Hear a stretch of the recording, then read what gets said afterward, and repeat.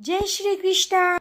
आता वाजलेले आहेत 10:10 आणि मी साईला क्लासला पाठवलेलं आहे आणि स्वामीला छान अशी अंघोळ घालून मस्तपैकी झोळीमध्ये झोपी लावलेला आहे आणि सोबतच या रूमचा सगळा पसारा आवरून घेतलेला आहे. फक्त झाडझूड करायची आहे आणि साईने बघा किती राडा घातलेला आहे.